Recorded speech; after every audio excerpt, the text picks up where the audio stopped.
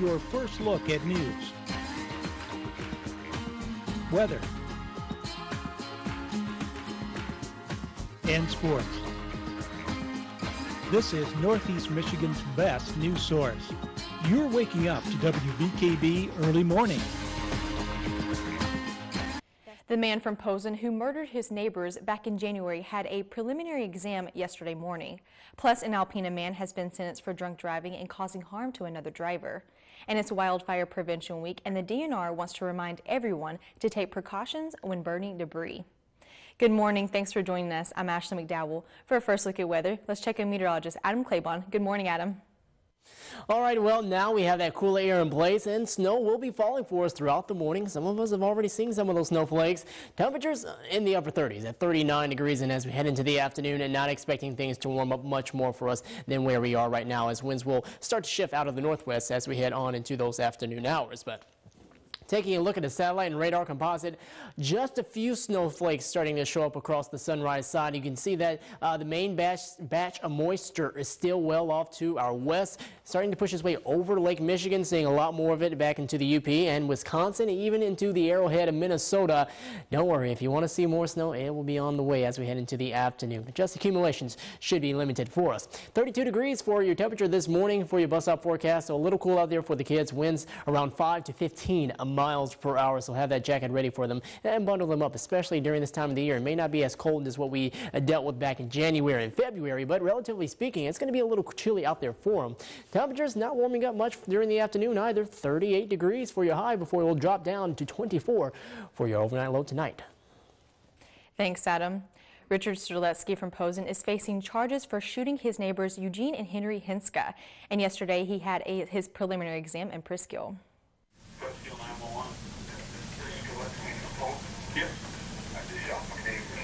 That's the recording Richard Streletsky made to the 911 dispatch on the morning of January 15th, where around 8 a.m., two brothers, Eugene and Henry Hinska, were found dead in their home.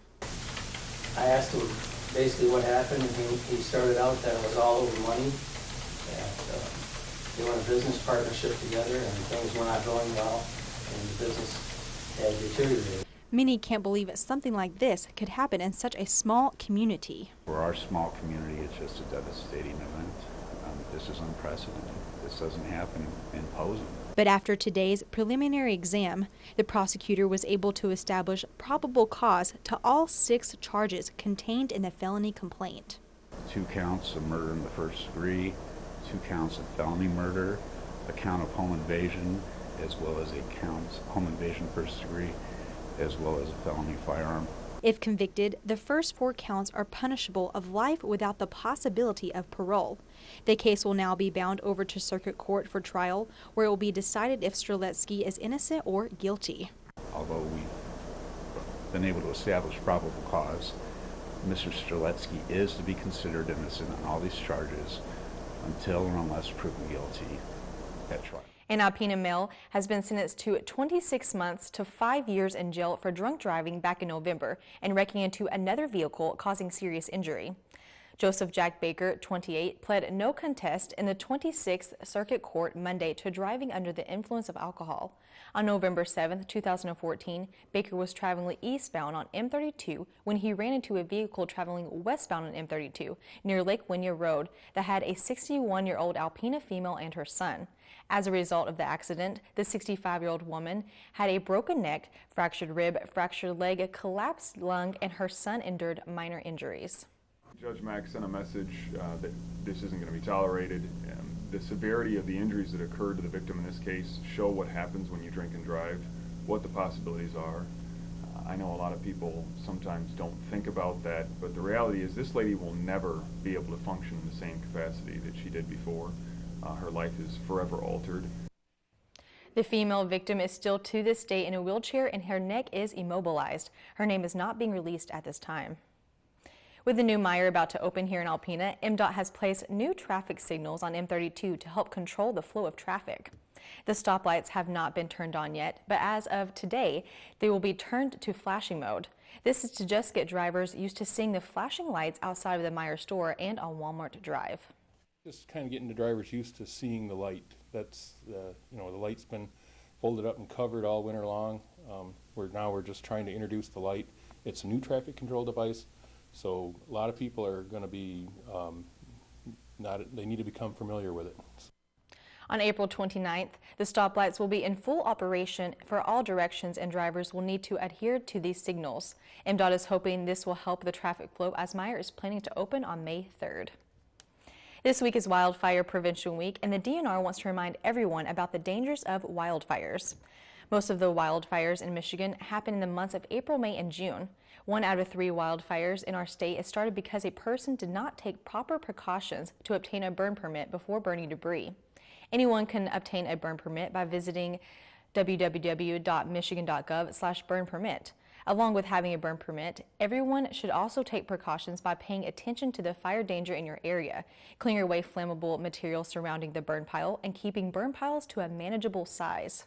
It's been really dry, and as you can see, everything's really brown behind us. So if something starts, you start a fire, it's very dangerous, and with wind, it can get out of control very quick. Even though the weather is starting to get warmer and people want to get outside and get a head start on spring cleaning, it's important to remember that the dried leaves, needles, and brown grass from last year are still on the ground and can easily catch fire. If you would like to burn debris, always check to see what the daily fire risk is and if burning is permissible for that day.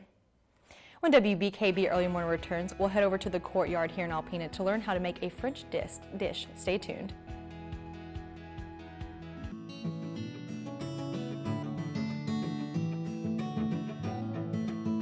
Good morning and welcome to In the Kitchen with Ashley. I'm here with JD at the courtyard here in Alpena. So what are we making today? Today we're going to be making Provençal mussels served over risotto. So it's just going to be some simple, fresh flavors that are kind of indicative of Provence, kind of south of France and north of Italy. Just some light summery flavors. So we'll have fresh herbs, garlic, shallots, and grape tomatoes, a little bit of lemon zest and white wine. Awesome, let's get started. All right, so the first thing we're going to do is we're going to get our vegetables and herbs set up and prepared to saute. Everything cooks really quickly with mussels. They don't need long, so just kind of get everything set up beforehand. If you want, you can go ahead and just peel the leaves off of the stems. While you do that, I'm going to just dice some shallot.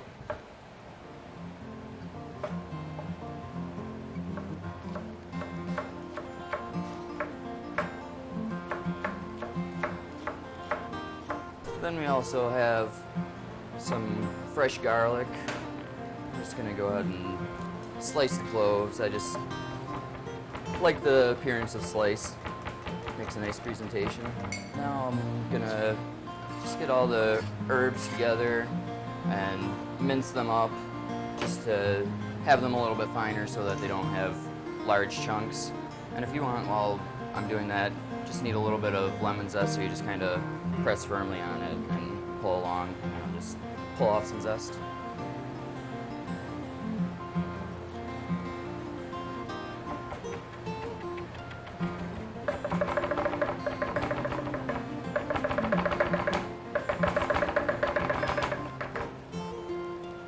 Perfect.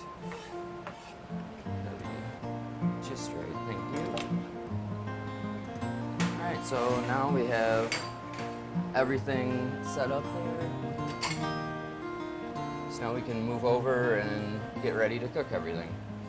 And now we're all set and ready to start cooking. So what we're going to do is we're going to go ahead and bring a medium saute pan up to high heat. Put about a tablespoon and a half of olive oil to start. And then we have our shallots. It's going to be about a 1/4 cup of diced shallots. I'm also put a little bit of salt and pepper in with that. And as you add each thing, you kind of want to saute it around for a minute just to let it start to soften up. So then next we're going to have our garlic. It's about 6 or 8 cloves of whole garlic.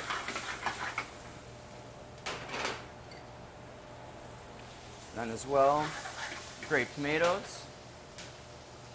And pretty quickly after, Then we'll have mussels going in.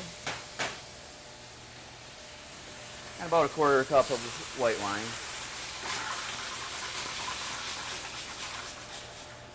And once it cools back down for that little second, we'll go ahead and throw in our lemon zest and fresh herbs. About a teaspoon of lemon zest and maybe a tablespoon of fresh herbs, just mixed, kind of whatever herbs you feel like.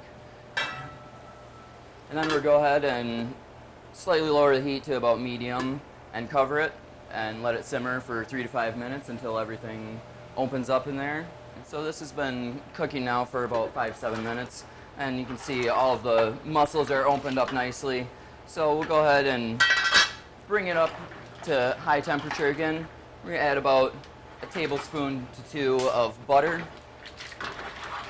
We're just going to start to let that melt in, and as it does, you can go ahead and add risotto. I have about a cup of just par-cooked risotto. So it's just partially cooked off, finished a little bit al dente, so that you can finish it when you mix it in with whatever dish you're completing. So now I'm just going to finish it up with a little bit of Parmesan. Just a little touch at the end. Now we're all set. Just a quick toss together with that.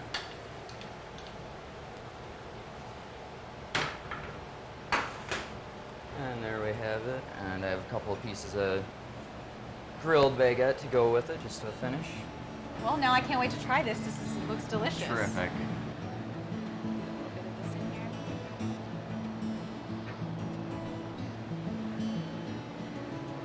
And it's definitely just as good as it looks. Thanks so much, JD, for coming on today and cooking this. My pleasure. Stay tuned because sports is next with Eric Curry.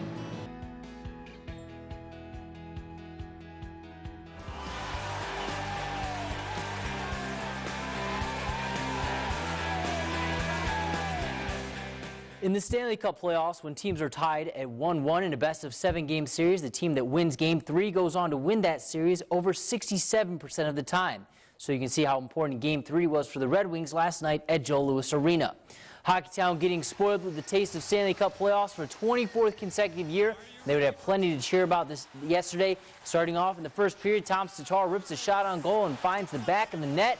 Just past Ben Bishop for the first goal of the game, but hang on a second. Let's take a look at that replay.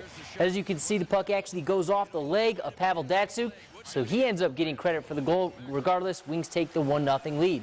Jumping into the third period, Wings on the power play. Justin Abdicator finds Riley Shahan, and he lights the lamp for his first career playoff goal. Detroit takes the 2-0 lead. 2 minutes later, Wings on another power play. This time, Brian Boyle steals the puck away, and he thinks he has his second shorthanded goal of the series, but Peter Mrazek has other ideas. He would have 22 saves on the way to his first ever career playoff shutout over the top scoring team in the NHL. Wings score an empty net goal to ice this game as they win by a final score of 3-0 and take a 2-1 series lead. Also in Detroit last night, the Tigers were going for their third straight win at Comerica Park, but it's the Yankees who jump out to a lead in the first. Mark Teixeira hit a home run and had an RBI in Game 1 of the series, and he gets another RBI here. A double to right field brings in Brett Gardner to score the first run of the game. New York takes the 1-0 lead. Then in the top of the 7th, the Bronx Bombers are going to get the long ball going. First is Chris Young going yard over the fence and in the bullpen for the solo shot. That would give the Yankees a 2-0 lead. 2 batters later, Stephen Drew follows suit with a solo shot of his own. This time it's over the wall in right field. Just like that, the Tigers find themselves in a 3-0 hole going into the later stages of this game.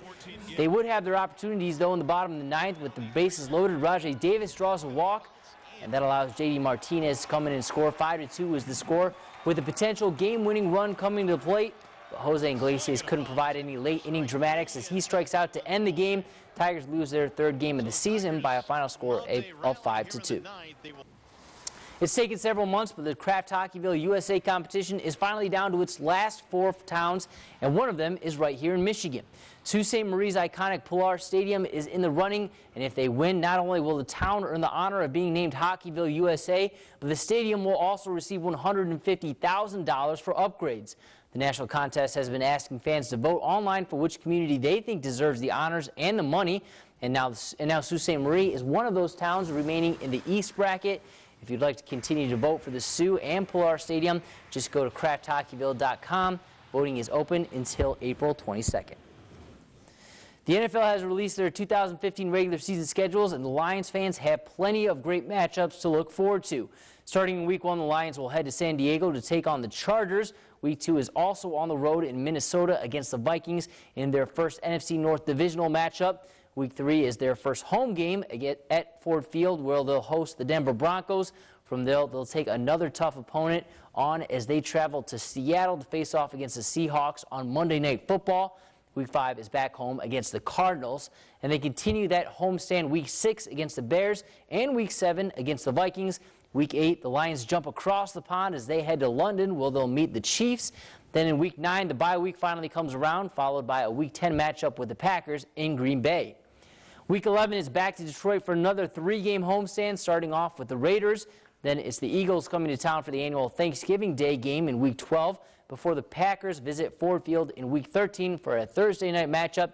Week 14, the Lions take a trip to St. Louis to take on the Rams.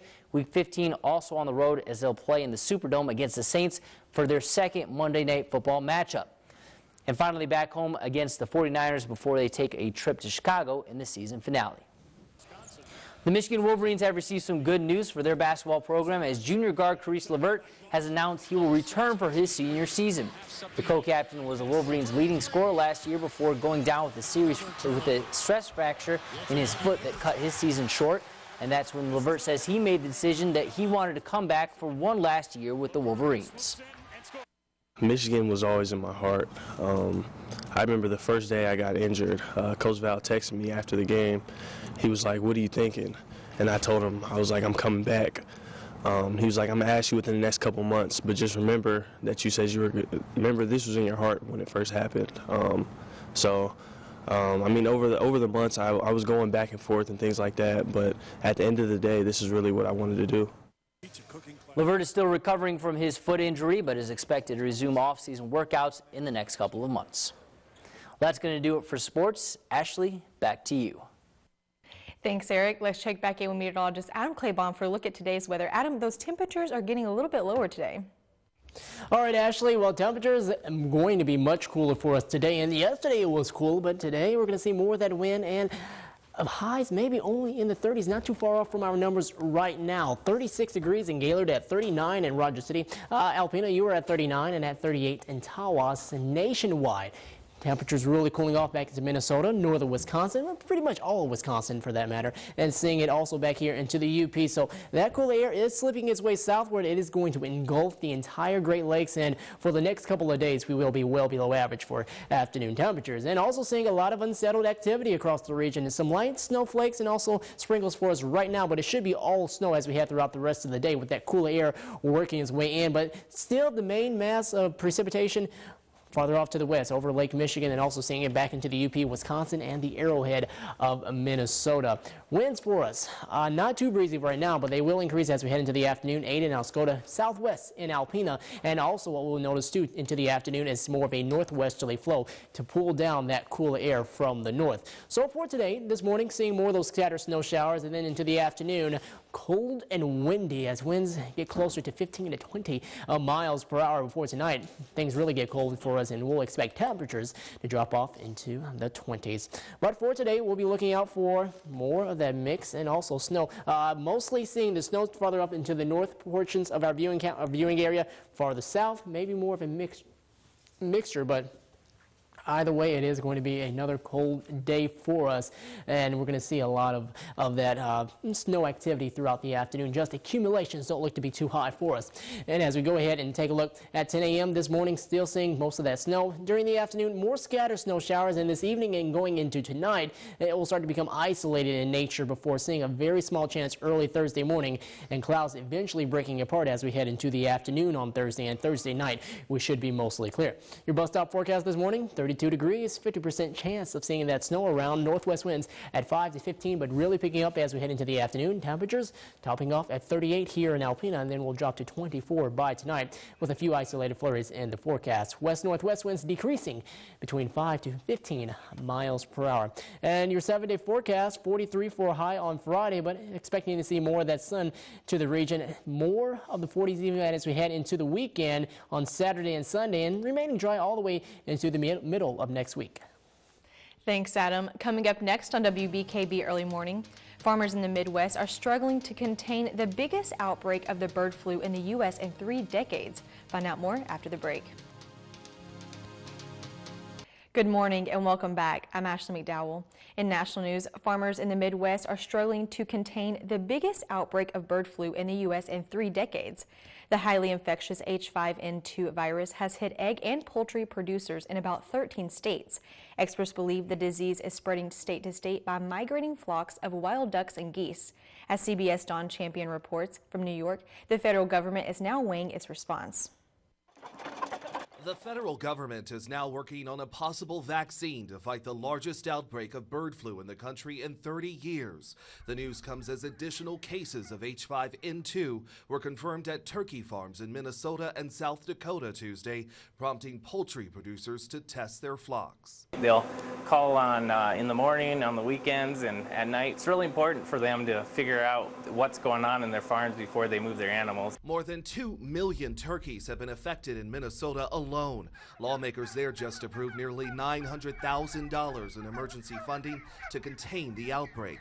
So far, the largest single outbreak of the flu has been at this farm in Osceola County, Iowa. Crews have started euthanizing about 3.8 million hens. The current strain can kill a flock of birds in under 48 hours, but experts say there's little threat to humans. You would have to have contact with basically poultry in a market, a live poultry market, so that would not be a concern for someone eating an egg. Others are more concerned about the economic impact.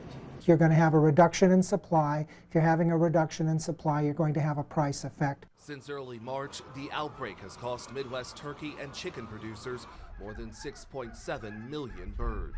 Don Champion, CBS News. In all, since the beginning of the year, bird flu cases have been reported in 13 states. When it comes to vaccine, that's in the works. We're told researchers are developing a seed strain. Testing on animals will start early next month. And now we're going to take one last look at weather. Adam?